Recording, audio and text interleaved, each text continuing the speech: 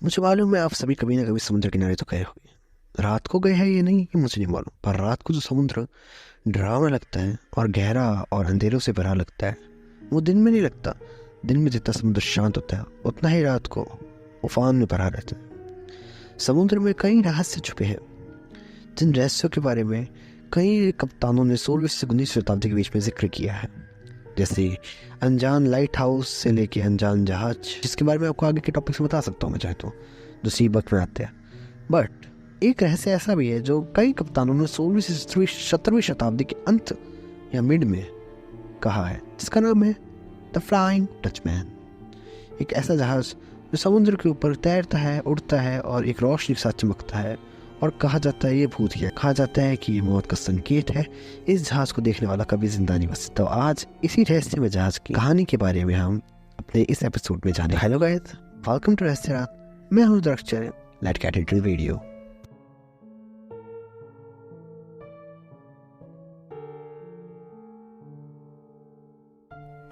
एक रहस्यमय रात 1641 की। समुद्र में तूफान छाया हुआ था। एक कप्तान जिनके पास एक जहाज था, उन कप्तान का नाम था हेनरिक वैन डेटकेन, अपने जहाज के साथ समुद्र में निकले थे। वो अफ्रीका के साउथर्न पार्ट्स में। उनका जहाज इंडोनेशिया के जकार्ता से कुछ मसाले लेके निकला था। उनका जहाज उनकी जहाज की सबसे बड़ी साइज और उनकी सबसे तेज स्पीड के लिए बहुत ज़्यादा था। इस जहाज का नाम था द फ्लाइंग डचमैन।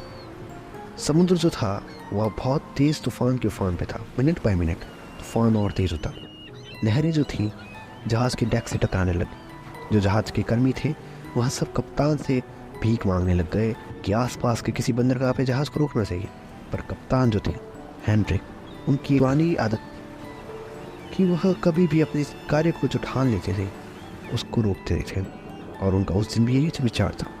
उन्होंने जहाज़ का हैंडल को थामा और जोर से आसमान की तरफ मुँह करके चिल्लाया, I will face the storm even if I have to keep sailing until the judgment day. उन्होंने कहा कि मैं इस तूफान को तब तक सह सकता हूँ जब तक दुनिया का अंत ना जाए। शायद ये भगवान को अच्छा नहीं लगा, या उन्होंने ये सुन लिया कि उनके मन को ठेस पहुँची, और भगवान ने अपने दूत को उनके पास भेज दिया।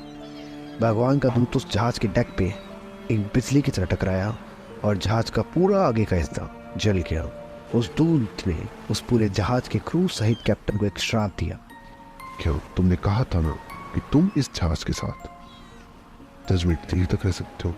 तो हाँ, मैं तुम्हें श्राप देता हूँ कि तुम्हें पूरी जिंदगी कहीं भी किसी भी बंदरगाह पे रुकने का मौका नहीं मिलेगा, और तुम्हारी आत्माएं इस जहाज के साथ इन 7 समुद्रों में घूमती रहेगी।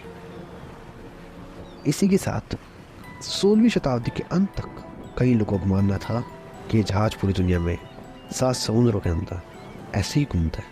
हाँ, कईयों ने इसको देखा और कईयों ने यह भी कहा कि ये जहाज मौत का संकेत है। अगर ये जहाज आपको दिखे यानी आपकी मौत करीब है या कोई तूफान से आप जाने वाले। ये जहाज एक अजीब सी रोशनी के साथ हवा में उड़ता हुआ दिखा कई जगहों पे, खासकर जहाँ यहाँ पे यह डूबा था या ख़त्म हुआ था। हिस्टोरियंस ने तो ये लिखा, ये कहानी है या सच, ये तो हम नहीं जानते। कईयों का मानना है कि एक सिर्फ कहानी है, कि इल्यूजन है, फ्लाइंग डचमैन किसी प्राकृतिक आपदा के कारण डूब गया। पर कईयों का मानना है ये सच है, कौन जाने। और हाँ, है तो एक legend he, the flying Dutchman. तो गाइस, कैसी लगी आपको स्टोरी मुझे बताना ज़रूर। ये स्टोरी ऐसे तो कई स्टोरीज और कई वेबसाइट्स मैंने उठाई है, यानी कई वेबसाइट के अंदर अलग अलग लिखी हुई है, पर मैंने ये वाली अच्छी लगी तो मैंने ये सुनाई आपको। एंड ये स्टोरी सच है या झूठ मुझे भी नहीं मालूम, बट हाँ, स्टोरी बहुत अच्छी लगी मेरे को, तो मैंने आपको सुना दी। एंड यार, मैं जानता हूँ मैं 2 महीने से गायब था, पता नहीं कहाँ था, मेरे पेपर चल रहे थे जो ख़राब गए हैं। बट आई थिंक ये मेरा कमबैक वीडियो का जो मेरे लिए छोटा था, क्योंकि इसकी स्क्रिप्ट मेरे पास पड़ी थी ऑलरेडी, पेपर्स पहले लिखी थी मैंने, तो बस पड़ी थी। एक और स्क्रिप्ट लिख रहा हूँ मैं, जब आपको जल्दी वीडियो मिल जाएगा। तब तक goodbye, thanks for watching.